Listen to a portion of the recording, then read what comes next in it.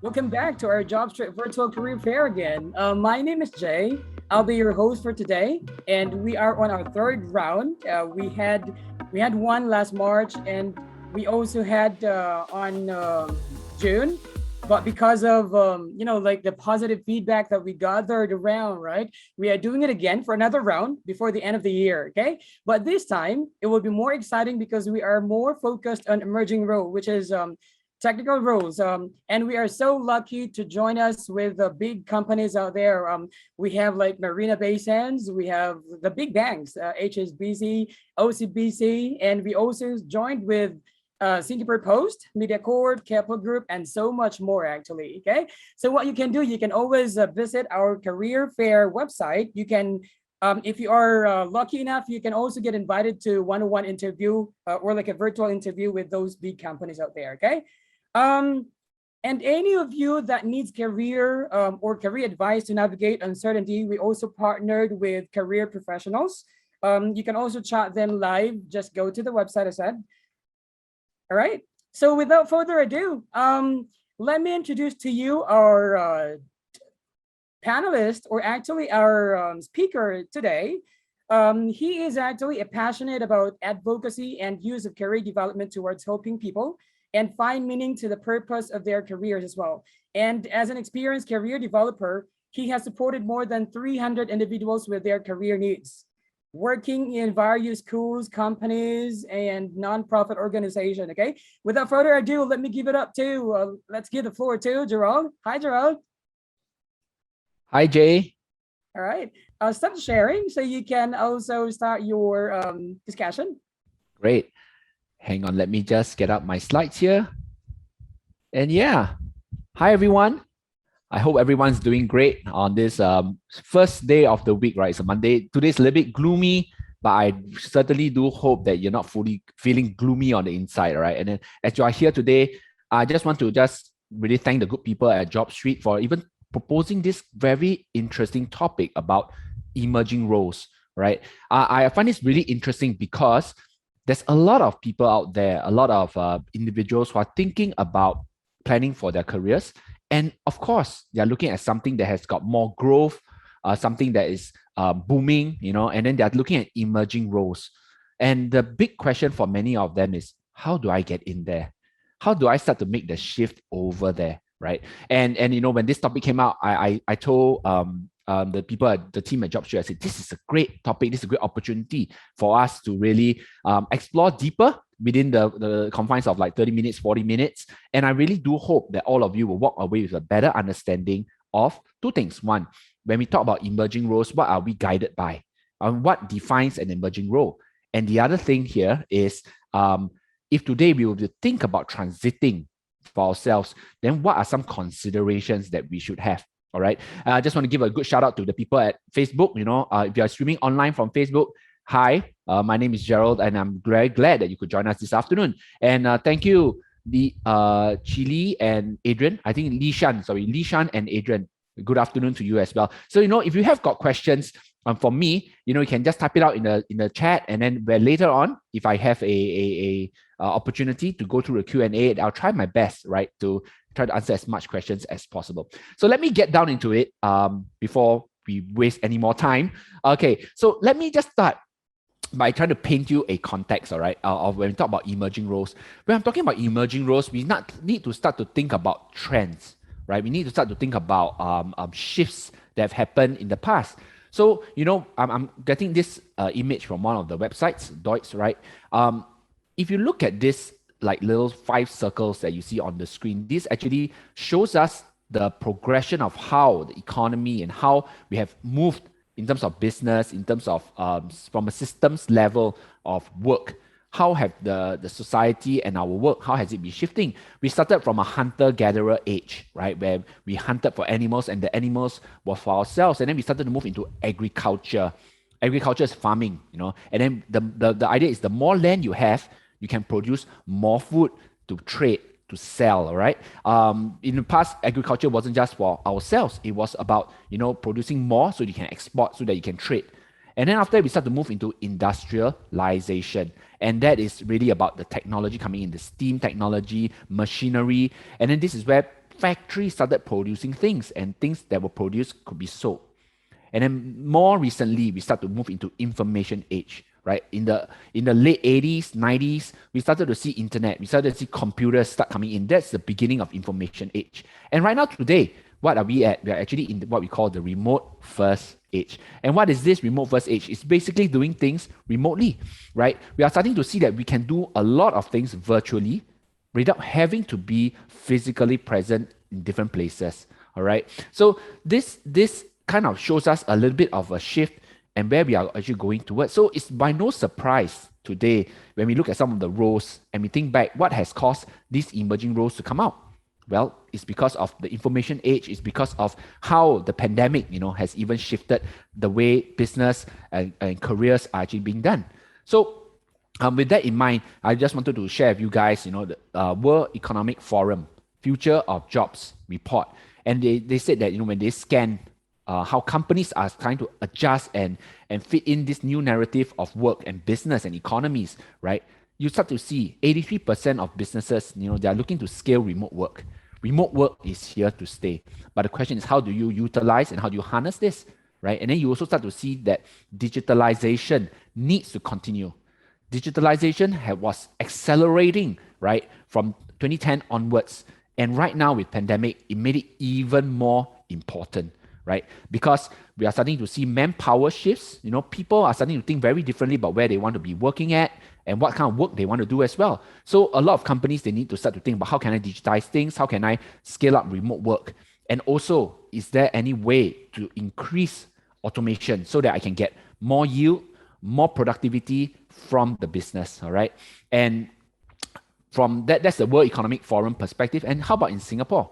In Singapore, our government actually came out with, there's this Emerging Stronger Singapore Task Force, and they came out with 6 shifts, all right, as you see on the screen here. These shifts talk about how things are changing in Singapore. And when we look at these shifts, they are like little waves that come about. So if you are a person who surfs or like to surf, when you see a wave, the response to when you see a wave is to try to catch it, right? Try to catch it and try to ride on it so that you can flow along and not swim against it, right? Because if not, you're going to get a nasty surprise. So let me talk a little bit about these 6 shifts. So these 6 shifts basically show us that there are a few little bright spots in our economy in Singapore, right? One of the areas that are painted out, edutech, education and technology coming together to personalize learning and reaching out to a global learning audience, right? So that's one big area. The second area is tourism. Tourism is still here to stay, but it's how to make it more safe and how to make it innovative as well, creating safe events and experiences. MedTech, medical and technology, how do you integrate both together as well? This has been something going on for a long while, but as you see, nowadays when you start to see the pandemic response, hospitals are becoming a luxury.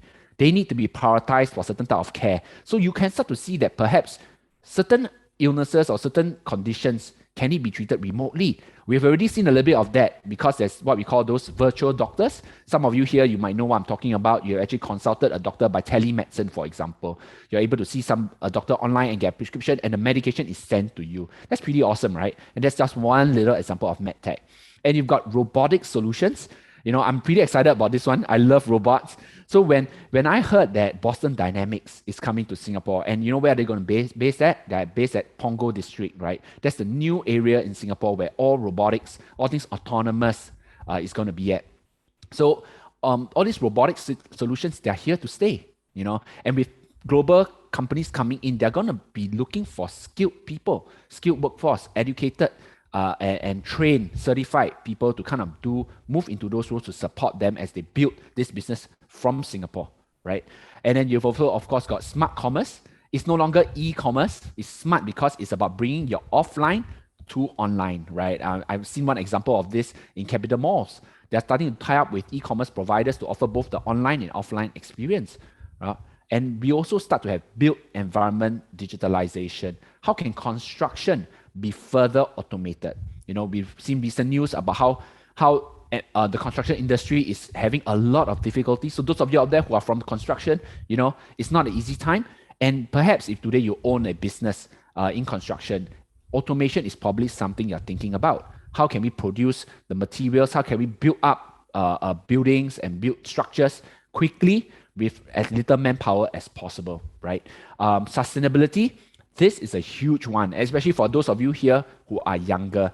I realize that in my interactions with many younger people, sustainability, renewable energy, green technology, these are things that it sits in their hearts, right? Perhaps it's something that's closer to them. They want to make sure that this earth is more earth friendly, not so much waste is being produced. They are more careful about how the environment is being impacted through them. So sustainability is one big thing. We see weather changes globally, not just in Singapore, and this is something really serious that all companies actually have to start to take note of. For those of you here who don't know, many companies now have to include a sustainability plan in their financial reports, right, or in their reporting, so that they can account to their investors and their stakeholders on what they are doing to improve the environment. All right, and last but not least, supply chain digitalization, right? This just means that our supply chains have to be stronger, they have to be faster, they have to be better, and they have to be more resilient. We cannot afford a country like Singapore, who is very dependent on trade and goods moving forward and backwards, import and exports. The supply chain is critical. It has become more critical over the past 18 to 20 months. And we are all seeing this. So, just now I was talking to someone about logistics sector, and he was asking me what are the prospects. I would say, based on this, you can see that today, if you're in supply chain, you have to be prepared. It's going to be here to stay, but the industry is changing very quickly. All right. Starting from our tour spot that's coming up, it's going to be fully automated. It's a terminal that's fully automated. So there's lots of very exciting new roles coming in.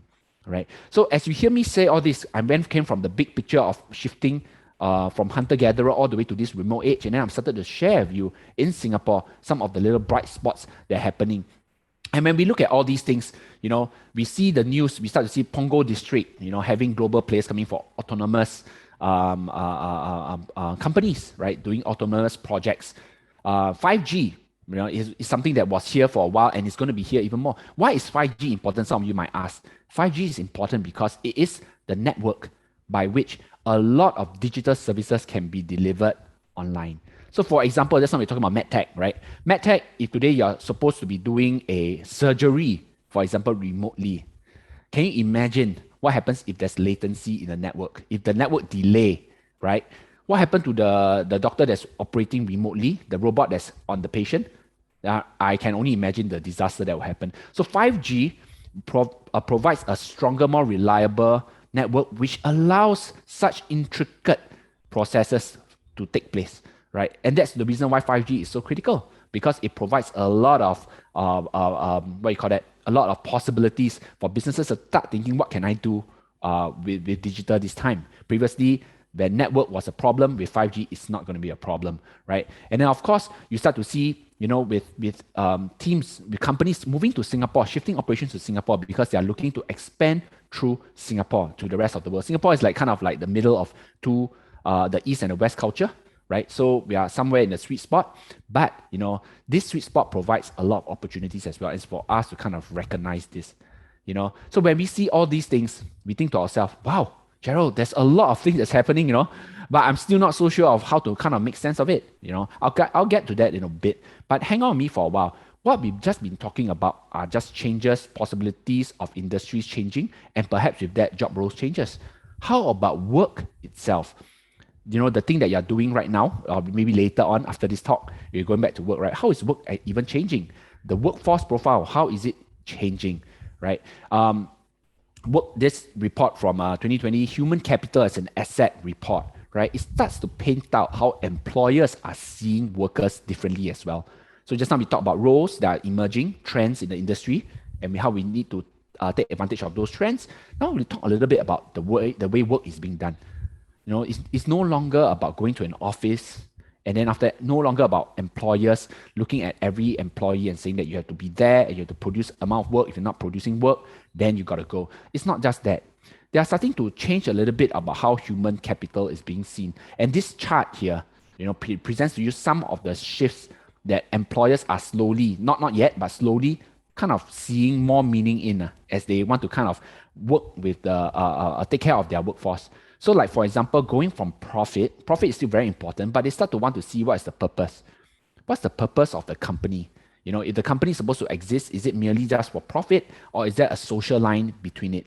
And who holds this purpose? Is it just the company, or is it the individuals that work for the company as well? So if you are thinking about when you are applying for a job, it's no longer I can just do your job and I'm the best person for that. It's about I believe in the purpose of this company. I believe in what you're doing, right? And you start to see corporate policy shifting towards social responsibility.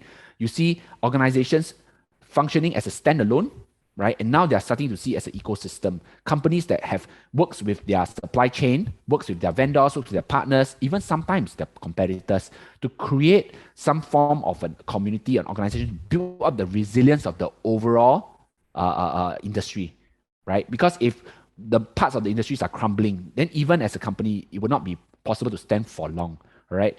And then you have employees and jobs. What are the employers seeing now? They're seeing people, not employees. They're seeing people, the work that they do, the output that they produce, and the skills that they have, right? This is how employers are seeing us now. Workforce is an expense because there's salaries, there's benefits that pay out. Now they're looking at workforce as an asset. How do we grow our people and develop them more so that they can produce better work, right? Businesses no longer, in future, they will no longer just look at backward metrics of financials. They're actually looking forward about value metrics. So this is a tricky one. How do you define value? And this is something companies got to kind of wrap their mind around. What is the value that they're bringing to the economy, right? What's the value they're bringing to the world, to the country that they're in? And lastly, they're no longer just looking at quarterly performance. In time to come, you start to see what's a generational objective, what's the generational KPIs and outcomes that will come, as the different groups of workers grow and stay with the company.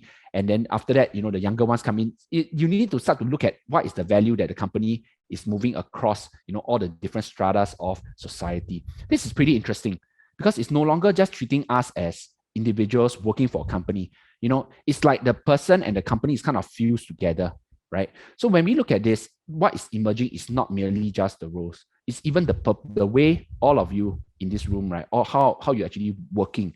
Do you work just merely for money, or are you working for a deeper sense of purpose?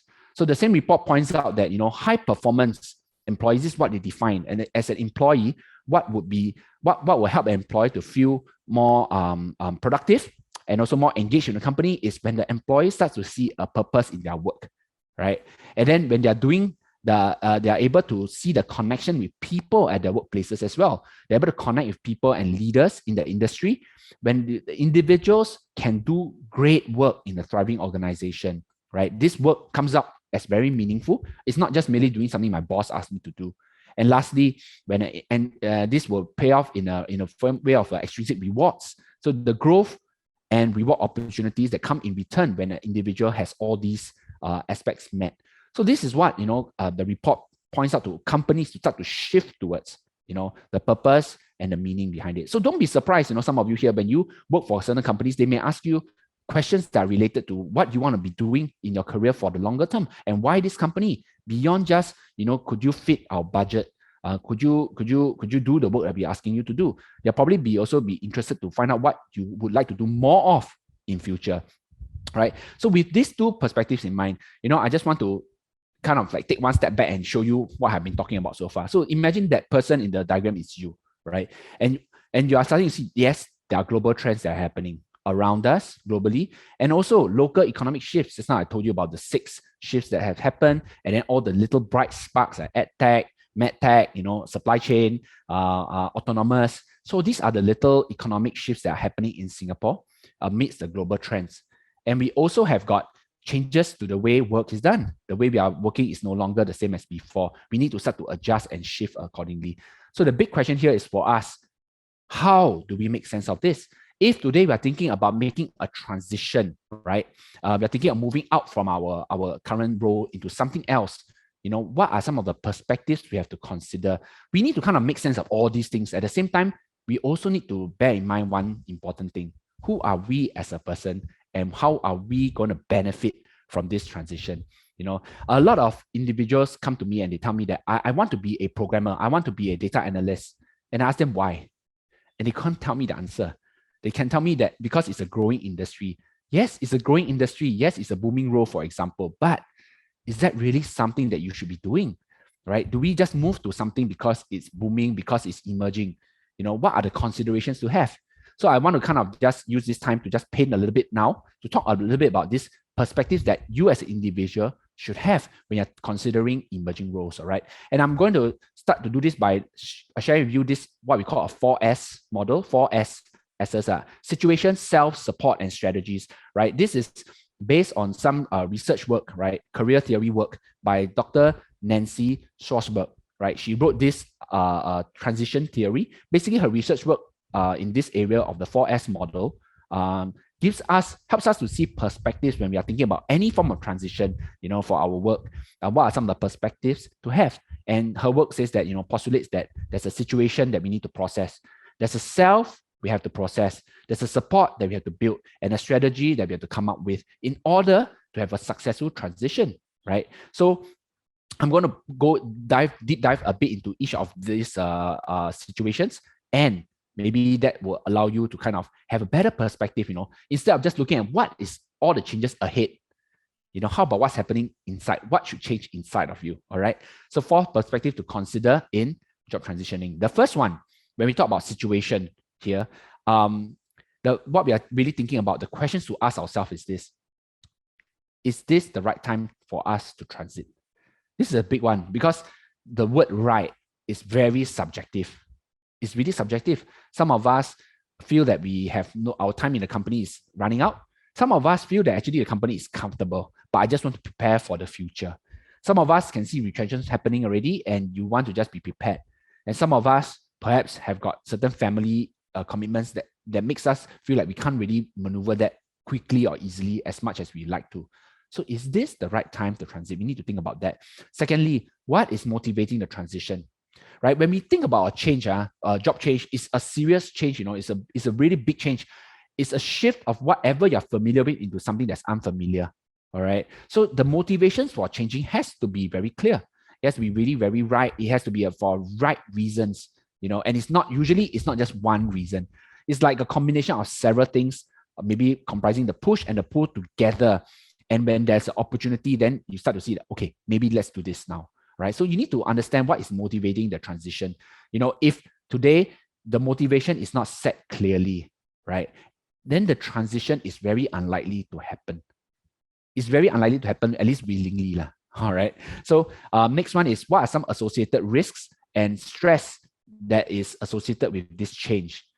When you are processing this whole situation about you wanting to make a switch into an emerging industry, what are some risks that are there? And then what are some of the stress that are associated? When you're thinking about moving to emerging industry, very often you probably will not have the skill sets that are required over there. So what are some of the things that you need to be mindful of? You probably have to do a lot of relearning. You need to probably start to pick up some of the, go back to learn certain things that you are unfamiliar with, right? And of course, lastly, what do you know about the emerging role? The situation, often we think we want to change, but we don't know enough of the opposite side, right, in order to make a proper decision. So I always ask my clients, when it comes to making a change, any change for that matter, right, what do you know about the other side? What do you know about the other side? What do you know about what's happening inside of you as well? All right. So this is the first one, situation. The second thing, the self, you as a person, what are you personally working towards with this change? What will be important for you? Is it merely just about money, or is it merely just about security, or is there something else that you're working towards? Do you know what types of roles will be a good fit for you? And also, what are some of the past experiences that you had that are useful and transferable for you to bring to your future? A lot of times we feel, I've never done this before. I've never done this emerging role before, so I don't know, whether this is a good fit. Very often, if you look deep enough, you will be able to identify transferable knowledge, transferable skills, transferable experiences, right? That help you move from where you are now into where you want to be going next. Some of you might just think, it's just my job, right? It's transferable only for my job. The answer is no. It's not just your job. It's things that you do on the outside as well. Your hobbies and your interests. Our hobbies and our interests, they form part of our careers too, because they constitute work and output that we actually invest ourselves in and we produce. The only thing it doesn't produce is might not produce salary, because there's no contract between somebody who's paying us to do our interests. We are doing this out of our own motivations. But nonetheless, what we do in our free time could often be used as a transferable experience if you want to move into an emerging area. All right. And next, how are you even feeling about yourself and what are you telling yourself? This is pretty important because many of my clients I've seen, at least, they've worked for 10, 15, 20 years. You can work so hard to the point that you forget who you are. So that when you are thinking about transition, you're often very doubtful. You don't have the confidence. You feel that, do I really want to do this? Am I really that good? Can I really succeed at the other side? I'm only been doing this for the last 10 years. The other side is an emerging area. How am I going to do that? How am I going to convince the employer that side? So all these thoughts and behaviors, right, that you're telling yourself, it comes out as a form of behavior that's not confident.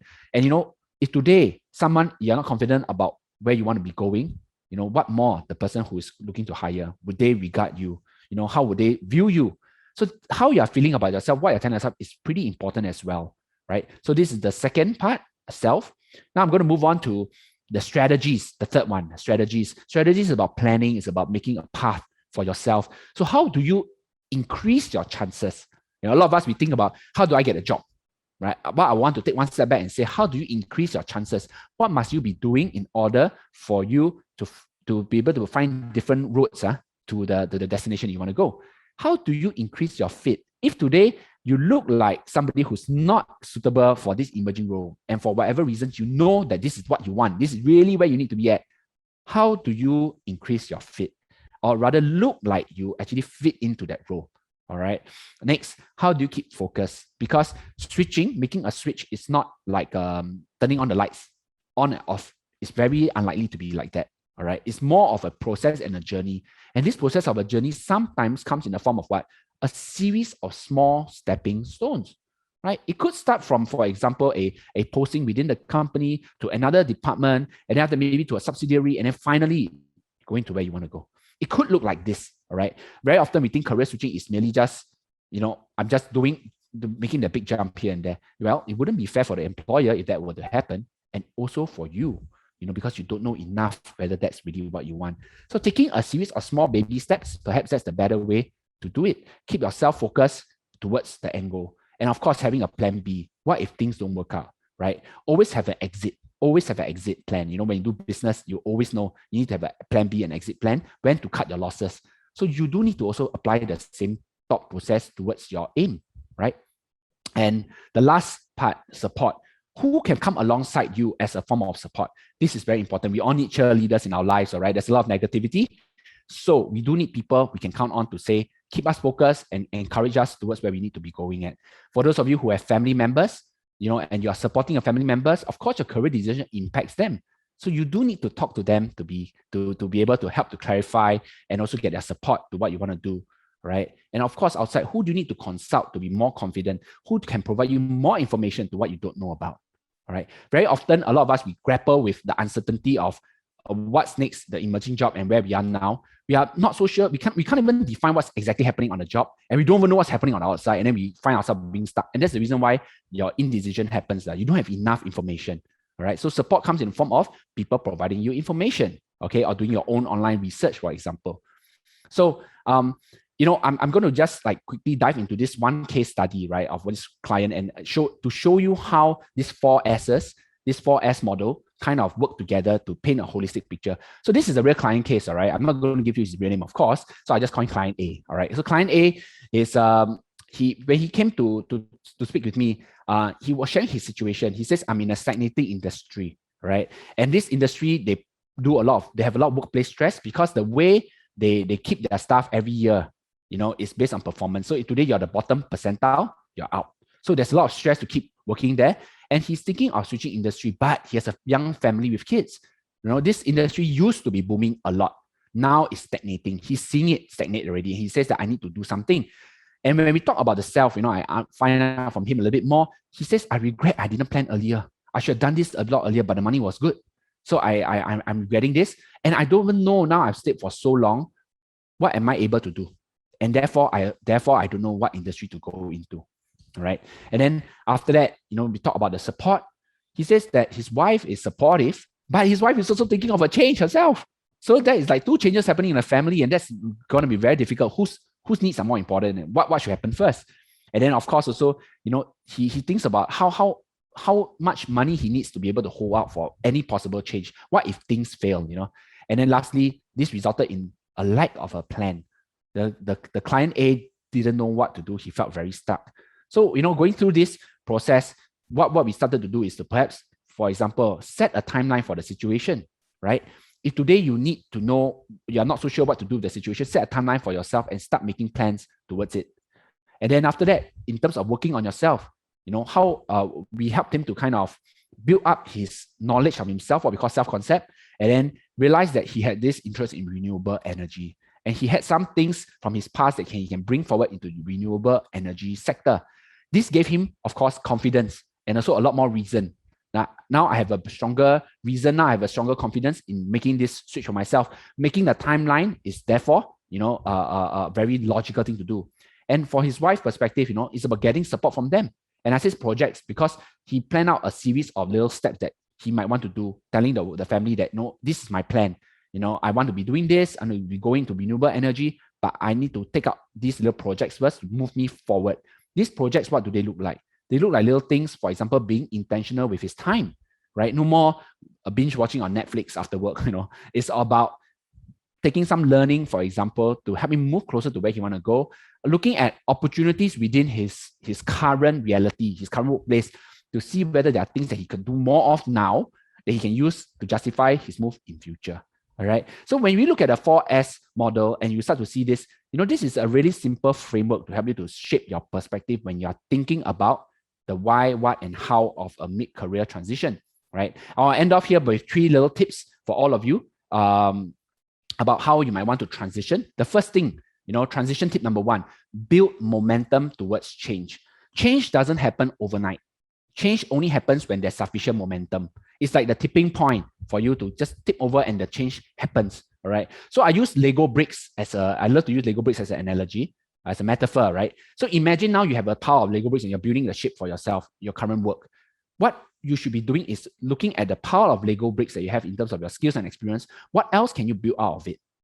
And as you build further and further, let's say you build a car, you decide to build a car. The first version of the car you build, you slowly add on more pieces. You take apart some pieces and you add on different pieces. The car gets bigger and more sophisticated over time to the point that it's ready to move off, right? So that's the thing about transition. Very often we think about career switching as just switch off, just apply for this program and you can get into the sector. It's not like that. It's not like that at all, because this is not a fair representation to the employers. Employers want to hire people. They want people who are proven, So we need to have the reality check here. Momentum is the way to help us to shift forward. And it also gives us a little bit more, what you call that, a bit of relief, knowing that you don't have to be that right away. You can actually slowly become that over time, all right? So you got to start early, all right? Build momentum. Next tip, get support from others. Sometimes when you want to build something that's majestic, right, you do need to get the help of other people around you. So your family, the support perspective, the family, your friends, your relatives, your ex-colleagues, for example, tap on them to try to find out from them perhaps what they know of the emerging role, right? Getting information from them. When you do things together, you start to realize that there's a lot more people looking out for you. The truth is, a lot of us, when we think about work and transition, we take it as a very personal journey. And we can tend to sometimes suffer in silence, all right? It's okay to be talking to people about what you kind of want to be doing more of. And the last perspective, right? Remain sensitive to opportunities. And this is the picture of a guy who has only got one arm. And what he did was he used Lego to build up a prosthetic arm for himself. And he's built several prototypes of this arm, So as you start to build your little Lego and then you start to talk to people and then ask them, how should you be building the shapes? What other shapes can be built off your Lego pile, for example? And what can they give to you? What new Lego bricks can give to you so that you can build a nicer looking device, right? You need to also start to be sensitive to opportunities. What is the industry looking for? Are you able to work towards that? And is that whatever you have been building so far, who else might find that to be useful? All right. So that you can start to make this shift, make this move into the emerging role in a smoother. So smoother doesn't mean faster. Smoother just means a more informed process of becoming. All right. So with that, I just want to just end this session here. I'm going to just take this time to perhaps take a look at a little bit of the Q&A. Some of you have questions here and there, and I just want to address this for a bit. All right. Let me just see. Here we go. And of course, if you have questions, please, send in the Q&A or also in the Zoom chat. I'll try my best to answer both of them. All right. So one of you have asked, I've attended and finished cloud architect course. When I look at job ads, all I see is that all the jobs require experience. How can I make a career switch to IT? I don't know. This question, right, is great because if you look at all job ads, I don't believe there's a single job ad that says that I don't need any job experience. Everyone wants a certain job experience, right? The question here is this: do you have the necessary job experiences that you can prove from your past? And it might not be obvious. So just now I mentioned about doing things outside of, let's say, your hobbies or your interests. So looking at this, are you able to use those and quantify those as part of your conversion? I had this client who wanted to move from into UX and UI. So then this person started to talk to people around and realized that the importance of a portfolio. So the person wasn't employed as a UX UI designer, right? And what she did was she went to build up a portfolio and she went to talk to different people to try to find out how to piece the portfolio together and what would be important to attract employers to say that, yes, I'm going to take a chance on you. And she did a whole lot of consultation with different groups of people, just like any good UX UI person would do anyway for their work. And eventually she was able to show, through different gigs that she was doing here and there, the momentum built up to a point where one of the people she was consulting, right, asked her, hey, why not I'm going to give you an opportunity, and then that's it. So, looking at that is important. That's the first thing. Second thing, if you're using a portal like JobStreet to be applying for some of these roles, please don't assume that all these experiences that's written on JD, right, it really needs to be checked, like very strictly checked. Very often, a lot of these job descriptions, right, may be outdated. Sad to say this, but sometimes HR, they don't have the time to review quickly, and they're just putting down something that they feel is useful. So it's not common for them to kind of say that, if everybody lacks their job experience, let's just pick the best of the lot. And sometimes they do have that, right? I have know of this friend who managed to get into a job that he has very little experience for. Very little. Like, he was telling me they need 7 years and he has just like 1 year, right? But somehow during the interview, the person stood out. And that was possible. So, I hope that kind of helped you to understand this little bit about work experiences and how HR sees it, and also how you might want to work around it. So the switch, remember, is not a light switch. It's actually a momentum. You got to do different things to move towards where you want to be. Okay. The second one, can you give some advice to middle-aged women coming back to work? On top of that, changing careers, appreciate, thanks. Wow, great question. Coming back to work doesn't mean that you have been out of work, especially for homemakers, whether you are a male homemaker or female homemaker. I just want to address that point because a lot of us feel that, like, back to work women or back to work house husbands, for example, they lack the experiences. Actually, it's not true. I personally feel that there's a lot of experiences that you have plowed into your family care duties, for example, that you can actually learn from, and as a transferable skill. I had one real example here. After 15 years, she used to be a teacher, right? And then she went back to take care of her kids for 14, 15 years. At the point of time, she got 2 kids, and now she said the kids are older, they don't need her anymore. So what she processed out of her mother duties, all right, her mother duties was that she really enjoyed listening to her kids when they were having tantrums, when they were struggling, when fighting and things like that. She found that she enjoyed actually mediating. So guess what happened to her? She started to move into exploring mediation roles. She started to talk to people who are in conflict, and then she started from, let's say, from her, she was Christian, so she started from volunteering at a church, looking at marital counseling, people, husband and wives who cannot get along with each other. And then she realized that she enjoyed it even more. And then she started to say, let's do some part-time course around it. And if I'm not mistaken, right now, she is probably working as a social worker. She went back to work as a social worker. So that's a pretty good, outcome. And it's also a very good reflection of, it's not just a switch that gets you across. It's a series of mediated and intentional steps that moves you forward. All right. So let me see what other questions. One of you asked about job availabilities for Punggol Digital District. There's no filter. I don't think this is just the latest news that came out. I don't think the jobs are there yet. The companies are coming. I think there's a timeline at 2025 or something, but a lot of you say, hey, don't have job, it's not here yet. Then why you don't think about it? Well, think about it. If it's here, are you ready for it? What steps do you need to do now to get ready for that?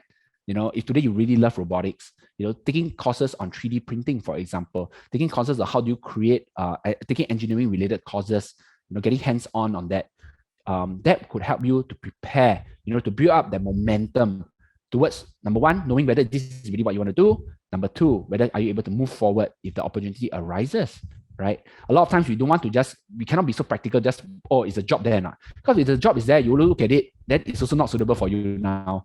Then you are back to square one, you know what I mean? So prepare yourself.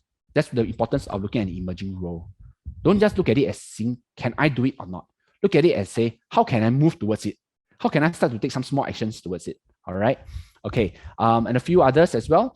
Nowadays, most jobs require degrees. I'm a diploma holder. My chances will be low. How can I overcome this? Well, I guess the interesting thing that happened out of this pandemic is that a lot of companies are starting to see people for the skill sets that they have. And some of you know this because when you apply for jobs, right, you start to see that the companies start to send you an online assessment link for you to do some competency tests and things like that, some screening tools, because they are starting to see that perhaps the correlation between your work performance and your education, especially if it's been a long time since you graduated out of formal education, is actually perhaps very weak. All right, very, very weak. So the predictor of success will be probably what you can do on the job, what can present, what are some of the experiences you have had that's more important to this. All right. So big companies like Facebook, Google, Apple, right? If you look at their hiring process, they already removed the degree requirement, right? Because they are seeing that this is not going to be the case anymore. And I guess the rest of the employers will slowly catch up over time. They'll slowly catch up, and then they will start to see, perhaps we need to start to look at people with different skill sets. Okay. And a lot of our younger people as well, if you look at some of the choices they're making, quite a few of them, they are saying that I want to develop a skill-based experience. I want to build up my capabilities rather than rely on a piece of paper for my capabilities.